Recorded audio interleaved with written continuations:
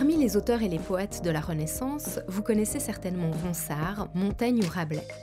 Mais avez-vous déjà entendu parler de Louise Labbé ?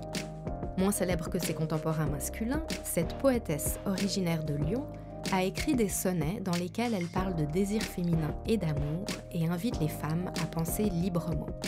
Pour en apprendre plus sur la vie et l'œuvre de cette figure importante de la Renaissance qui a parfois pu déranger, je vous propose aujourd'hui d'aller à la rencontre de Vanessa Glauser.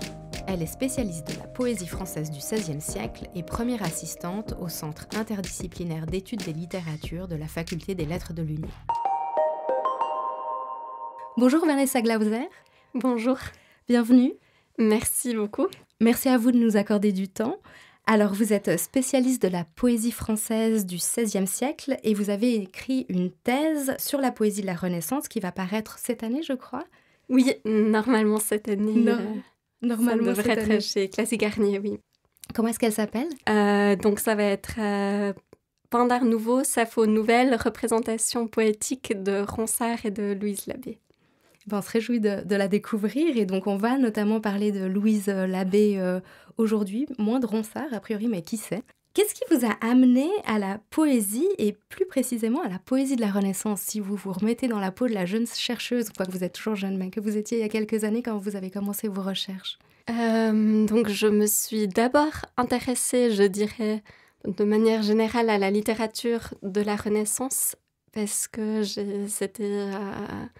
Je pense que mon premier contact avec cette période ou avec des textes de cette période, c'était dans un séminaire pendant mon bachelor sur les œuvres de François Rabelais, un auteur qui écrit plutôt en prose à cette période. Et je m'étais rendu compte, ou ce qui m'a vraiment interpellée, c'était un peu le mélange des langues dans son œuvre. La présence à la fois des langues anciennes, du latin et du grec, mais aussi de différentes langues modernes. Et ça, c'est aussi quelque chose qui m'a toujours intéressée, un peu les rapports entre les langues aussi par mon parcours personnel, parce que j'ai grandi en Suisse allemande et appris le français comme une deuxième langue. Et j'avais l'impression que cette thématique des différentes langues qui se rencontrent était vraiment essentielle pour les textes de cette période. Et que c'était vraiment une préoccupation pour ces auteurs. Et plus tard, je me suis rendu compte que c'était une préoccupation particulière des poètes, que pour chaque poème ou pour chaque composition, la question se posait vraiment de savoir dans quelle langue est-ce qu'on écrit. Est-ce qu'on écrit en latin ? Si on écrit en latin, quel latin est-ce qu'on choisit ? Est-ce que c'est le latin de Cicéron de la période antique? Est-ce que c'est un latin plus modernisé? Si on écrit dans une langue vernaculaire en français, est-ce qu'on écrit en français érudit ou moins érudit, etc. Parce que qu'est-ce qui se joue dans ces questions et dans ces choix d'opter plutôt pour le latin ou au contraire plutôt pour un français érudit ? C'est une bonne question, mais souvent c'est des débats très, très vifs. Et je pense pour nous aujourd'hui, c'est assez difficile de s'imaginer le statut qu'occupait ou l'importance de ces questions pour cette période. Peut-être pour la question de savoir si on écrivait dans une langue ancienne ou dans une langue moderne, c'était une question, je dirais, liée à un peu l'allégeance qu'on avait. Presque une question politique. Est-ce qu'on considérait qu'il fallait promouvoir une langue partagée entre une élite humaniste européenne, donc c'était le latin pour la période, ou est-ce que c'était important de promouvoir les intérêts de la cour de France, par exemple, et d'écrire en français pour un territoire qui était en train de devenir un territoire national. Et Louise Labbé, sur laquelle vous avez travaillé, elle écrit en français ? Oui, elle écrit en français et elle a aussi écrit un sonnet en italien. Pourquoi ? En italien, c'est une bonne question. Sûrement la proximité avec l'Italie. Donc, elle n'est pas à Paris comme d'autres poètes, peut-être encore plus connus comme Ronsard qu'on a mentionné tout à l'heure. Mais elle vit à Lyon et donc à Lyon, c'est très proche de l'Italie. Il y avait une grande population lyonnaise aussi de commerçants, de banquiers qui étaient installés à Lyon. Et on pense aussi que l'influence italienne a peut-être favoriser cette écriture par une femme. Et puis, le sonnet qu'elle écrit en italien, c'est pas un hasard que ce soit un sonnet, pas une élégie, par exemple, qui soit écrite. Qu'est-ce que c'est la différence ? Parce que le sonnet est hérité de la tradition italienne. Donc, c'est les premiers sonnets qui existent en langue française sont des traductions réalisées par Clément Marot, un poète un peu antérieur à Louise Labbé, qui traduit 6 sonnets de Pétrarque de l'italien en français. Donc, c'est vraiment un genre qui est amené en France via l'italien. Et en rédigeant un sonnet dans cette langue, elle montre aussi sa maîtrise de cette tradition qui existe d'abord en italien avant de devenir une tradition aussi en langue française. Et si on revient à elle plutôt qu'à son travail, donc elle vit à Lyon, quand est-ce qu'elle naît et qui elle est ? Qu'est-ce qu'elle a de particulier, cette femme ? Donc Louise Labbé, on sait très peu de choses sur elle et sur son parcours, sa vie. On pense qu'elle est née entre 1516 et 1524, mais on n'est pas très sûr de la date de naissance.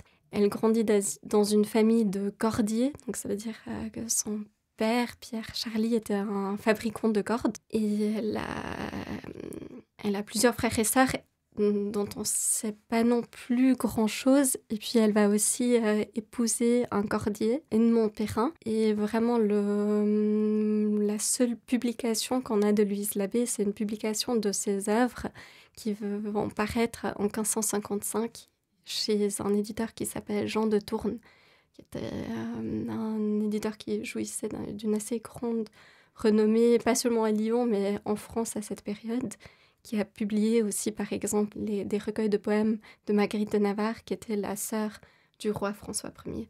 Parce que c'est quelque chose de courant pour les femmes d'écrire à l'époque ?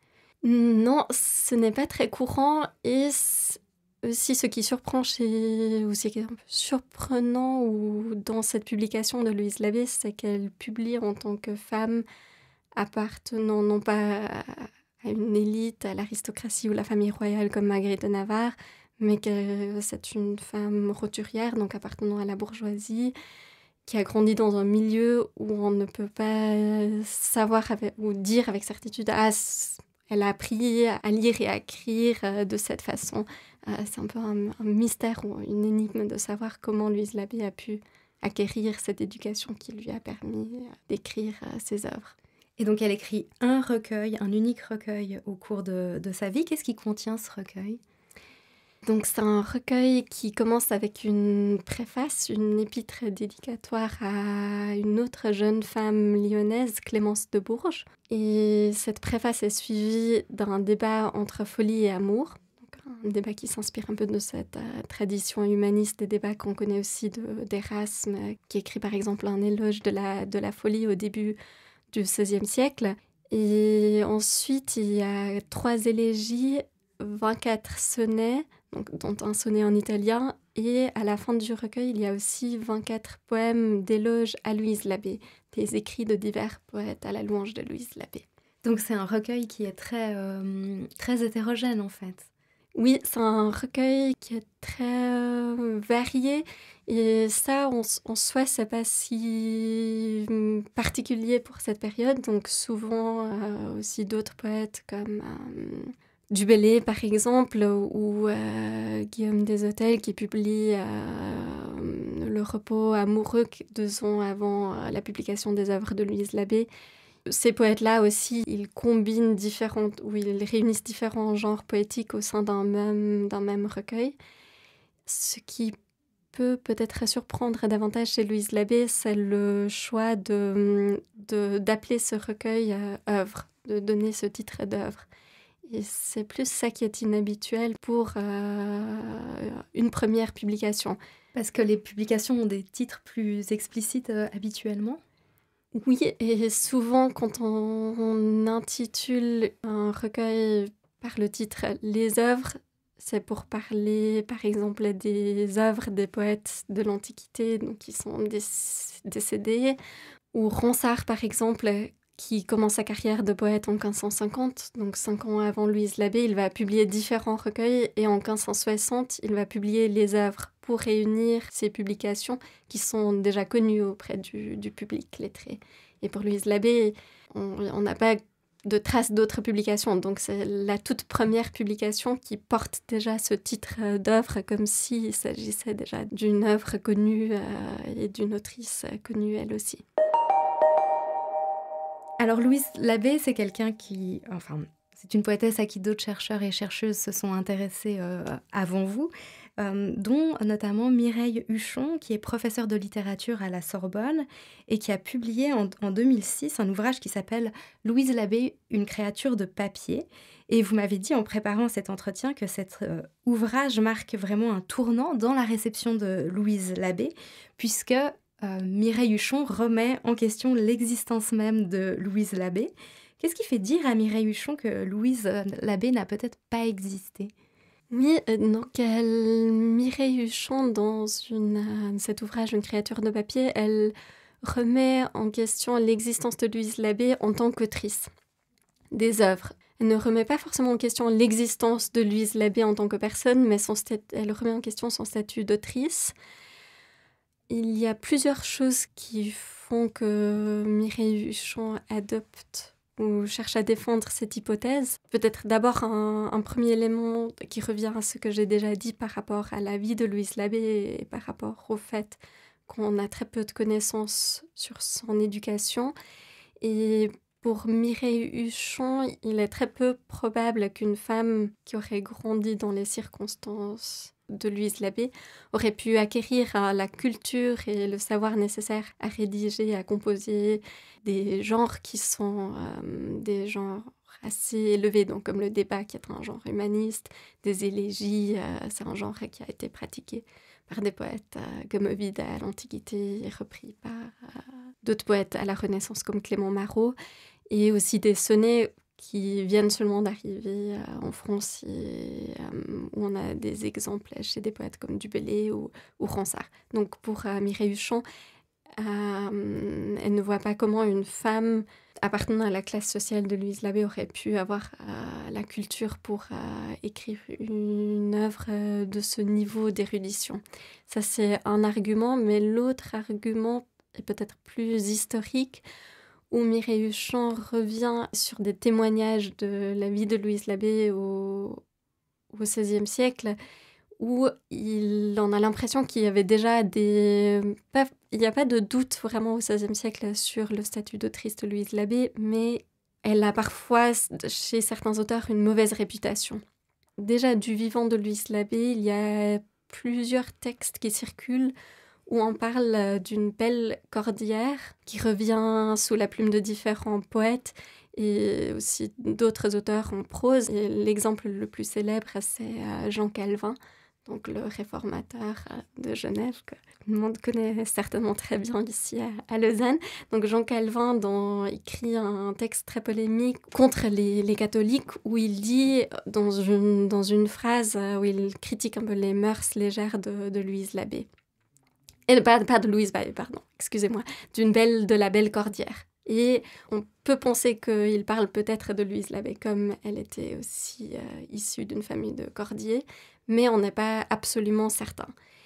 Mais c'est seulement après le décès de Louise Labbé en 1566 qu'il y a une sorte de convergence entre la personne Louise Labbé et cette figure qu'on appelle la belle cordière, qui aurait été une courtisane qui un peu aurait vendu ses faveurs à différents hommes.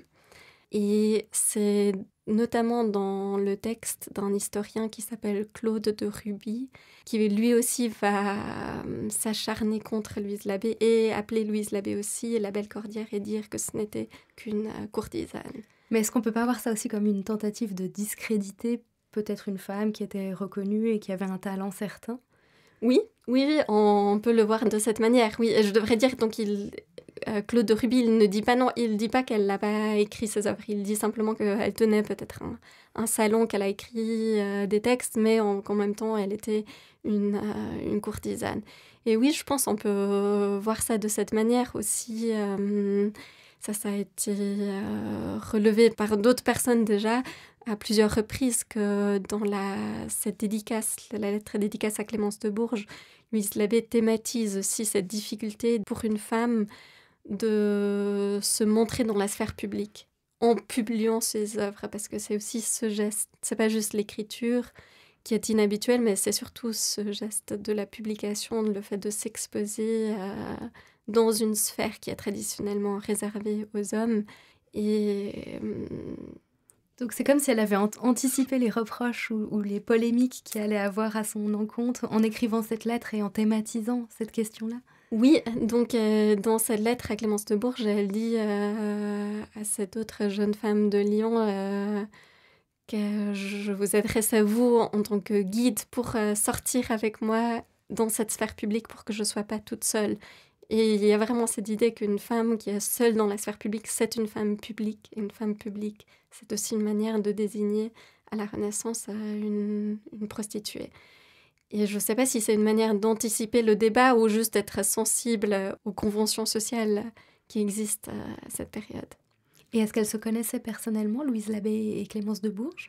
Oui, je pense sûrement elles devaient se connaître, donc elle s'adresse vraiment à elle comme une amie. Aussi, tout au long du recueil, il y a des adresses aux dames lyonnoises, donc on sent que cet ancrage à Lyon est très important pour tout le recueil. Mais on sait très peu de choses sur Clémence de Bourges. On ne sait pas si elle aussi, elle a écrit des textes. En tout cas, on n'a pas de publications qui ont survécu. Et par rapport à cette controverse, est-ce que vous prenez part à cette discussion dans vos recherches ? Pas exactement de la même manière que Mireille Huchon. Donc, j'essaie pas de dire oui, Louise Labbé, elle est vraiment l'autrice de ces textes pour telle et telle raison. Parce que je ne l'ai pas dit tout à l'heure, mais l'idée ou l'hypothèse de Mireille Huchon est qu'un groupe, donc que Louise Labbé aurait vraiment été uniquement une prostituée, mais pas une autrice, et que c'était un groupe d'hommes qui s'étaient réunis pour écrire les œuvres à sa place. Et moi, je n'aborde pas directement cette question de ce groupe d'hommes qui aurait écrit à la place de Louise Labbé, où je n'essaye pas de prendre position par rapport à ça, parce qu'il me semble que de toute façon, il y a des choses qu'on ne pourra jamais éclairer sur la vie de Louise Labbé, sur les circonstances d'écriture, parce que ça s'est passé il y a 500 ans et on est simplement trop éloigné. Mais j'essaie de reformuler un peu la question dans mes travaux et d'essayer de comprendre comment est-ce que Louise Labbé prend la parole en tant que femme dans son recueil et comment est-ce qu'on voit dans ce recueil les difficultés qu'il peut y avoir d'écrire en tant que sujet féminin, de prendre la parole en tant que sujet féminin, et aussi qu'est-ce que cela implique pour parler de l'amour, par exemple, pour parler de ces sujets qui étaient réservés majoritairement à des hommes, à des voix masculines. Parce que ces poèmes sont des poèmes d'amour.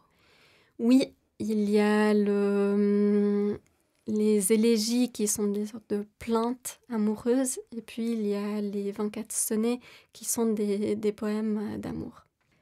Et alors, de quelle façon se manifeste ce jeu féminin, le fait qu'elle souligne la difficulté d'être une femme dans l'espace public ? Enfin, vous l'avez déjà un petit peu dit avec Clémence de Bourges, mais est-ce que c'est quelque chose qui est mis en lumière à d'autres endroits dans les œuvres de Louise Labbé ? Oui, donc il y a ce moment de la préface qui est très important parce qu'elle parle aussi de l'importance de cette expression poétique de la part des femmes, qu'on peut pas uniquement laisser ce pouvoir des savoirs et disciplines, c'est comme ça le terme qu'elle emploie, aux hommes, mais qu'il faut aussi que les femmes s'approprient des connaissances et des pouvoirs, des moyens d'expression. Et puis dans les œuvres, dans la première élégie par exemple, toute la question du début, ça va être d'essayer de justifier un peu sa venue à l'écriture, d'essayer de montrer qu'est-ce que cela implique pour elle de prendre la plume en tant que jeu poétique au féminin. Et peut-être je pourrais lire le début de la première élégie Ouais, avec pour plaisir. donner un exemple. Alors, c'est les premiers vers de la première élégie où le jeu poétique donc, parle de ses souffrances amoureuses et du moment où elle a reçu un peu l'inspiration de la part du dieu Apollon qu'elle met en scène ici comme celui un peu qui donne le pouvoir de chanter sa peine et sa souffrance. Si j'emprunte déjà ces termes à Louise Labbé. Donc elle écrit « Autant qu'amour d'homme et Dieu vainqueur faisait brûler de sa flamme mon cœur, en embrasant de sa cruelle rage mon sang, mes os, mon esprit et courage, encore lors je n'avais la puissance de lamenter ma peine et ma souffrance. Encore Phébus, ami des lauriers verts, n'avait permis que je fisse des vers. Mais maintenant que sa fureur divine remplit d'ardeur ma hardie poitrine, chanter me fait non les bruyants tonnerres de Jupiter ou les cruelles guerres dont trouble Mars quand il veut l'univers. Il m'a donné la lyre qui les vers sous les chantées de l'amour lesbienne, et à ce coup pleurera de la mienne. » Ça, c'était les premiers 16 vers de la première élégie de Louise Labbé. Et donc vous disiez que Louise Labbé mettait en scène en fait Apollon, qui est le dieu qui l'autorise en quelque sorte à prendre la parole publiquement. Ça, c'est une stratégie aussi pour légitimer justement le fait qu'elle prenne la parole. Oui, il me semble que cette première élégie est une sorte de mise en scène de sa prise de parole, comme vous venez de le dire. Donc, il y a d'abord cette idée d'un temps de l'amour où elle souffrait de l'amour, mais elle n'avait pas la puissance, c'est le terme qu'elle emploie pour chanter ses vers. Et ensuite, il y a Phébus, le nom d'Apollon, du dieu Apollon qu'elle utilise dans cette élégie. Il y a Phébus ou Apollon qui intervient pour lui donner la lyre qui saoulait chanter les amours lesbiennes, et donc les amours. Et amour, c'est encore au féminin, même au singulier, au XVIe siècle, donc qui lui donne le pouvoir de chanter de l'amour lesbienne. Et ça veut dire que c'est l'amour qui avait été chanté par la poétesse Sappho, donc la poétesse antique. Et c'est intéressant parce que c'est presque une double stratégie de légitimisation. D'abord, il y a cette figure, ce dieu masculin, cette figure masculine qui intervient pour lui donner la lyre, pour cautionner un peu sa position en tant que poétesse. Et ensuite, il y a l'autre stratégie, c'est de faire intervenir Sappho, cette première poétesse, et de dire qu'il y a une continuité entre Sappho et maintenant Louise Labbé qui parle de son amour. Donc elle se place vraiment en héritière de Sappho. Oui, il me semble qu'elle se place en héritière de Sappho en tant que celle qui reçoit un peu la lyre de cette figure qui est aussi un modèle pour elle. Et la lyre, symboliquement, qu'est-ce que ça représente ? C'est une très bonne question. Donc la lyre, c'est l'instrument par lequel s'accompagnent les poètes de l'Antiquité grecque déjà. Donc on doit s'imaginer qu'en Grèce ancienne, les poètes comme Sappho ou Alcée ou d'autres qui chantaient à l'occasion de banquets par exemple ou de rites, mais où c'était une seule personne qui chantait, où il n'y avait pas de chœur, ces poètes-là s'accompagnaient de la lyre. Et puis à partir de la période romaine, la lyre devient un symbole d'une poésie, plus d'une certaine poésie, d'une poésie qu'on appelle désormais aussi poésie lyrique, même si ce terme n'existe pas encore vraiment en Grèce ancienne à la période de Sappho. Mais d'autres poètes latins vont employer la lyre pour parler d'un certain type de poésie. Et alors le fait de se référer comme ça à des figures anciennes ou des figures, antiques, c'est quelque chose qui est courant à la Renaissance? Vous parliez au début de l'entretien des langues, est-ce que, on pourrait rapprocher, ça?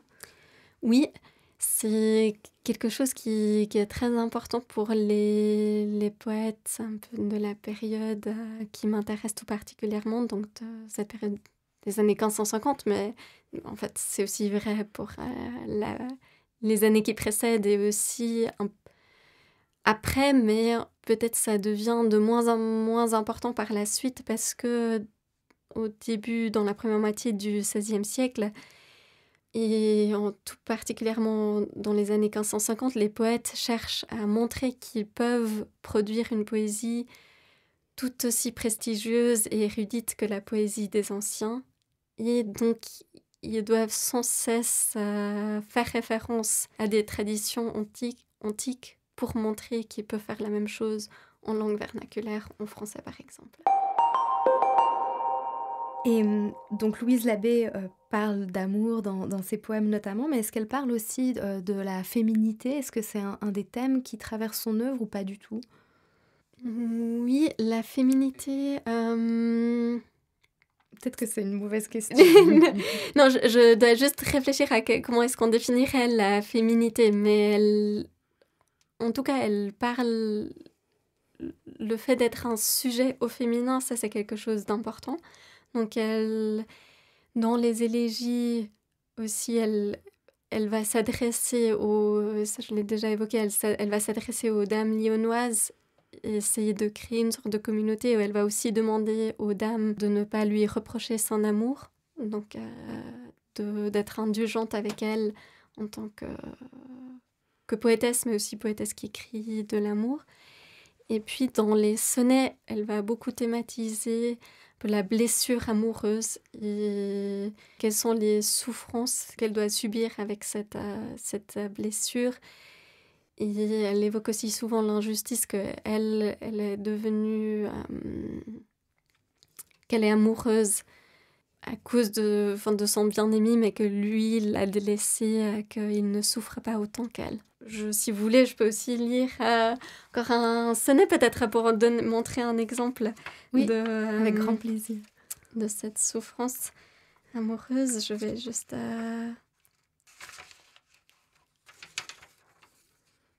Par exemple, le sonnet 23, où Louise Labbé parle de ce discours un peu de séduction, de ce discours pétrarchiste de son bien-aimé, pour montrer qu'à la fin, ça ne lui sert à rien parce que maintenant, elle est amoureuse, tandis que son bien-aimé est absent et ne semble plus s'intéresser à elle. Donc c'est le sonnet 23 du recueil où elle dit « Là, que me sert que si parfaitement louage a dit et ma tresse dorée et de mes yeux la beauté comparée à deux soleils dont amour finement tira les traits causés de ton tourment. Où est tout pleurs de peu de durée et ma mort par qui devait être honorée ta ferme amour et itéré serment. Donc c'était le but de ta malice de m'asservir sous ombre de service. Pardonne-moi, ami, à cette fois, étant outré de dépit et dire. Mais je m'assure quelque part que tu sois qu'autant que moi tu souffres de martyre. » Donc ici, dans la première partie du sonnet, elle répète en quelque sorte le discours, les promesses de son amant. Donc elle dit « Mais à quoi est-ce que ça me sert que tu louas mes cheveux ?» Donc ici c'est la tresse dorée, que tu comparais mes yeux à deux soleils, que tu pleurais, parce que maintenant elle s'aperçoit que ce sont des pleurs de peu de durée. À quoi est-ce que ça me servait que tu disais que tu étais prête à mourir pour moi, parce que finalement tu m'as délaissée. Et tout cela, c'était une sorte de malice, que sous ombre de service, donc en faisant semblant d'être au service du jeu poétique. En fait, c'était pour la servir elle, pour la rendre amoureuse, et ensuite pour partir. Et est-ce qu'on sait qui étaient les lecteurs de Louise Labbé? Est-ce qu'elle avait un lectorat féminin ou pas du tout? Ou on n'a aucune trace de ça? C'est une difficile à dire. Donc, elle s'adresse aux dames lionnoises et puis elle aussi dans la préface, elle incite Clémence de Bourges à prendre elle-même la plume et elle répète un peu cet encouragement dans la première élégie. Mais on n'a pas d'œuvre de Clémence de Bourges ou d'autres femmes qui montreraient que oui, elles ont suivi l'exemple de Louise Labbé. On a à la fin du recueil ces poèmes d'éloge de la part de poètes masculins mais là non plus, on n'est pas toujours absolument certain qu'ils ont vraiment lu les œuvres et qu'ils aient écrit après ces poèmes d'éloge, ou si c'était plus une commande où on leur a demandé, où l'éditeur Jean de Tourne, par exemple, aurait aussi pu leur demander d'écrire ces poèmes pour un peu donner plus de légitimité au recueil. Mais il y a eu donc cette première édition des œuvres en 1555 et puis une deuxième édition en 1556 avec quelques corrections. Donc ça laisse quand même supposer que la première édition ait rencontré un certain succès si on a réédité le texte une année plus tard. Et si on reste sur ces éloges que vous mentionniez à l'instant, elles ont donc été écrites par des hommes, par des poètes ou pas nécessairement ? Oui, par des poètes masculins qu'on ne peut pas toujours identifier. Parfois, ils sont juste signés par des devises et on n'est pas toujours sûr de savoir qui se cache derrière les devises. Et comment est-ce qu'elle est représentée, Louise Labbé, dans ses poèmes ? Donc, dans ces poèmes, donc, ils sont aussi très variés. Il y a un poème en grec ancien, un poème en latin, une ode en latine, plusieurs poèmes en italien. Et Louise Labbé est souvent représentée comme une amante, davantage que comme une poétesse, vraiment comme une femme dont on loue la beauté.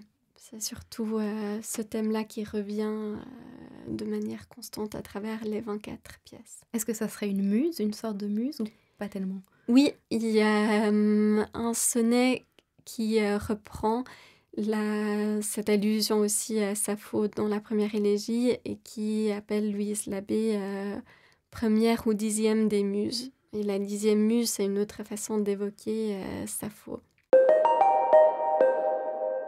Si on s'intéresse maintenant à une réception ultérieure de Louise Labbé, comme c'est une figure assez mystérieuse, vous nous l'avez dit, est-ce qu'elle a inspiré ou intéressé des poètes, des écrivains, des artistes ou même peut-être des historiens depuis le XVIe siècle ? On n'a pas tellement d'informations sur la réception immédiate, mais j'ai mentionné cet historien Claude de Ruby qui parle de Louise Labbé à la fin du XVIe siècle, qui répond aussi à un autre historien qui avait été plus élogieux à l'égard de Louise Labbé. Donc son nom et son œuvre sont connus au XVIe siècle. Après, au cours des XVIIe, XVIIIe siècles, il me semble que la présence de Louise Labbé n'est pas très forte, qu'il n'y a pas beaucoup d'éditions ou de nouvelles de ses œuvres et pas beaucoup d'autres auteurs qui prennent position par rapport à ses vers, et que c'est seulement vraiment au XIXe siècle qu'on pourrait parler d'une redécouverte, où il y a plusieurs éditions qui paraissent à partir de la première moitié du XIXe siècle. Donc oui, il y a une volonté un peu de reconstituer un peu ce recueil du XVIe siècle, et où il y a aussi un peu des tentatives d'expliquer la biographie de Louise Labbé, de remplir un peu ces lacunes de toutes ces... de dire, d'inventer une vie presque à cette figure de poétesse.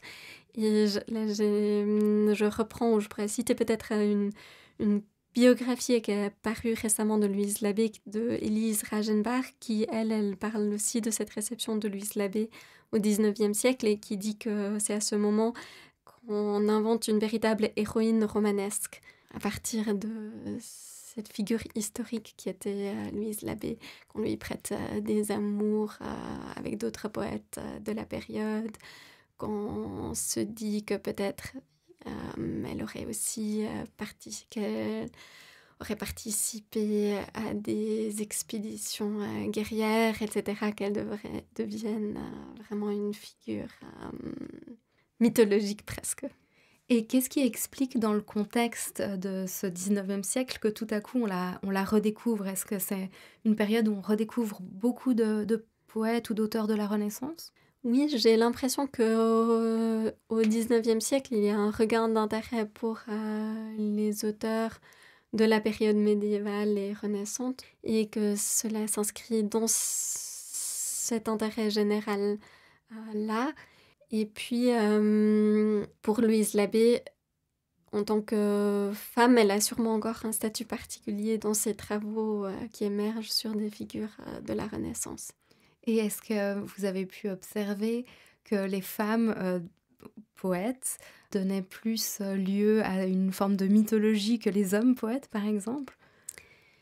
Oui, j'ai l'impression que ça, c'est quelque chose qu'on observe un peu dès le XVIe siècle, que dès lors qu'on parle d'une femme poétesse, le biographique prend souvent le dessus sur l'œuvre. Donc on essaye d'expliquer aussi l'œuvre par la vie. Donc que le jeu qui se prononce dans les vers, dans les élégies et dans les sonnets devient un jeu biographique et qu'on essaye de l'ancrer dans un vécu, et un vécu féminin. Ce qu'on ne fait pas forcément avec les hommes. Non. Pour des poètes masculins, on arrive à séparer davantage l'œuvre et la vie. Et dans une toute nouvelle recherche, enfin toute nouvelle, que vous avez entamée il y a quelques années, c'est ça? Pas encore quelques années, mais un peu de temps, oui. Donc on peut dire toute nouvelle. Oui. Vous vous intéressez aux traductions de Louise Labbé, et plus particulièrement aux traductions de Rilke, l'écrivain autrichien. Pourquoi est-ce que vous avez précisément choisi ces traductions-là? Qu'est-ce qui vous intéresse dans les traductions de Rilke? Oui, donc Rilke, il traduit uniquement les sonnets et publie aussi la traduction des sonnets de Louise Labbé en 1917. Il traduit par ailleurs aussi la lettre et dédicace à Clémence de Bourges, mais cette traduction-là ne sera pas publiée de son vivant, uniquement de manière posthume. Et cette traduction-là, elle est intéressante à plusieurs égards. D'abord, c'est la toute première traduction en langue allemande des vers de Louise Labbé, et il l'a fait vraiment aussi connaître dans une culture germanophone où je pense que Louise Labbé était probablement très peu connue auparavant. Et pour moi, ce qui est intéressant dans ces traductions et dans cette lecture de manière plus générale, parce qu'il y a aussi des références à Louise Labbé dans d'autres œuvres de Rilke, pas uniquement dans ses traductions, c'est intéressant pour moi de voir comment il conçoit cette figure de la poétesse, comment il essaie d'intégrer son discours amoureux, donc celui de Louise Labbé, à sa propre conception de l'amour et de la façon dont on peut donner expression à l'amour en poésie. Et c'est-à-dire qu'il va vraiment changer le sens de ce qu'a écrit Louise Labbé? Parfois, oui. Il intervient vraiment sur les vers. Oui, donc c'est pas une traduction très, très fidèle, et ça lui a aussi été reproché par certains critiques qui ont dit que ça, c'est plutôt dans les années 1950-60 qu'il avait soit pas bien compris Louise Labbé, soit qu'il n'avait pas essayé de vraiment restituer ou de transmettre le sens de ses poèmes. Et puis il y a d'autres chercheurs qui, plus récemment, ont essayé de montrer que non, si Rilke a traduit Louise Labbé de cette manière-là, c'est pour des raisons particulières et qu'il faut essayer de comprendre en fait le contexte dans lequel Rilke lisait Louise Labbé et l'importance qu'elle avait pour lui en tant que... Pour lui, elle est vraiment une figure de l'amante parfaite, presque d'une amante qui a pu transcender son amour presque pour le bien-aimé, pour créer une œuvre poétique qui est presque, c'est pas le terme qu'il emploie, mais dont on pourrait dire que c'est presque une œuvre sublime parce qu'elle est allée au-delà de son attachement pour un bien-aimé. Et le fait qu'il publie pas tout, qu'il fasse le choix de ne pas tout publier, enfin de ne pas tout publier, de ne pas tout traduire, est-ce que ça c'est quelque chose qui est courant, d'opérer comme ça une sélection dans une œuvre? Je pense s'il a choisi de publier uniquement les sonnets, c'est parce c'était surtout cette partie-là qui l'intéressait et c'est aussi un autre choix intéressant que fait Rilke, c'est de publier un recueil bilingue. Donc il y a d'un côté les vers originaux de Louise Labbé, de l'autre côté les traductions de Rilke. Et donc c'est comme si on lisait les deux voix à la fois. Et je pense que ça aurait été plus difficile de procéder de cette manière avec les autres textes rédigés par Louise Labbé, par exemple, avec le débat ou avec les élégies. Et là, c'est un petit recueil, mais un recueil qui permet vraiment de faire dialoguer presque les deux voix. Et est-ce que Louise Labbé est une figure qu'on retrouve dans d'autres textes de Rilke? Oui. Donc souvent aussi dans des lettres et dans un roman qu'il a écrit, Rilke, qui s'appelle Die Aufzeichnungen des Malte Lauritz Briguet. Et dans ce roman-là, il évoque aussi Louise Labbé, il la met en relation avec d'autres figures féminines, d'autres poétesses, donc Marceline de Borde-Valmore, par exemple, mais aussi la poétesse Sappho. C'est comme si ces figures de femmes dont fait partie Louise Labbé, c'était un peu des femmes, des initiatrices à l'amour. Je pense que c'est la vision qu'il donne de Sappho, c'est qu'à la lecture de Sappho, qu'on apprend quelque chose sur l'amour et sur la poésie, et qu'avec Louise Labbé, c'est en quelque sorte la même chose. Que c'est lire Louise Labbé, la traduire, c'est une sorte d'apprentissage de l'amour, mais en même temps, comme Rilke l'a traduit, on a aussi l'impression que c'est un apprentissage poétique pour lui de se mettre à tourner ses vers en allemand, ses vers français. Et c'est une notion cette notion du travail, de l'apprentissage, j'ai l'impression que c'est quelque chose de très important pour Rilke, donc quelque chose qu'il mentionne beaucoup dans différents travaux. Aussi, l'inspiration de l'art français est très important pour lui. Donc, il va s'installer à Paris pour écrire un livre sur Auguste Rodin. Plus tard, il va s'intéresser à Cézanne et il va toujours lire et aussi traduire des poètes français en allemand. Et que ça fait partie, c'est une partie très importante de son travail en tant que poète en langue allemande.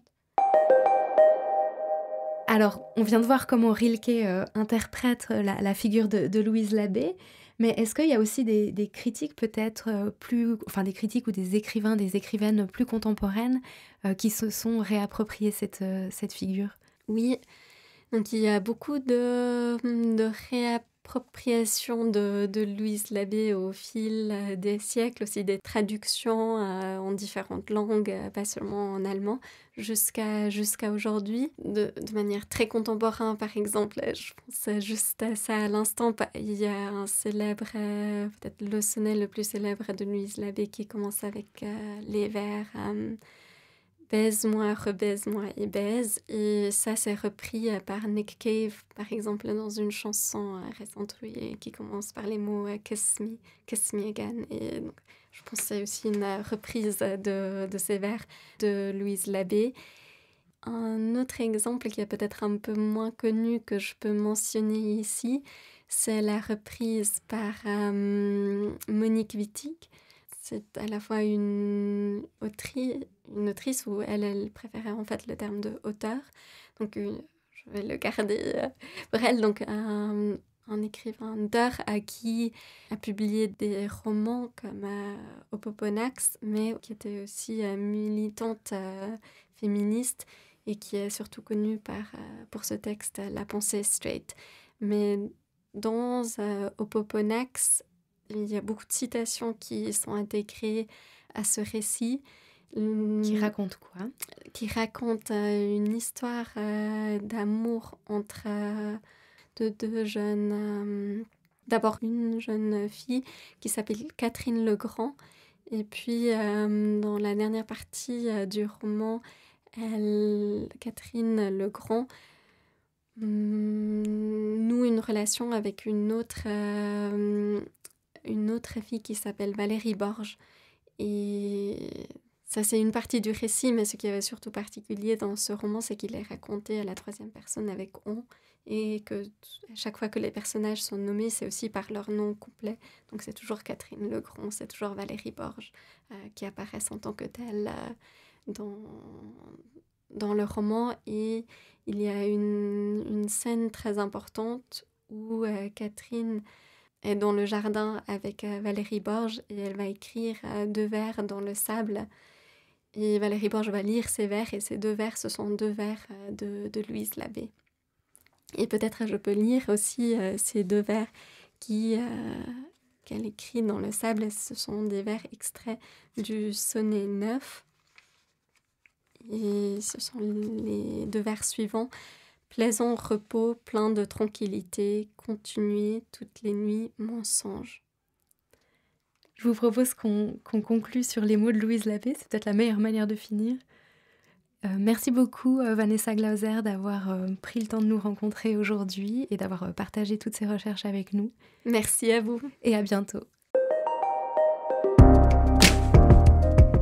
Merci à Vanessa Glauser, première assistante au Centre interdisciplinaire d'études des littératures de la Faculté des Lettres de l'UNIL pour sa disponibilité. Et merci à vous d'avoir écouté cet entretien. On se retrouve bientôt pour un prochain podcast avec une chercheuse ou un chercheur de la Faculté des Lettres de l'UNIL. Salut!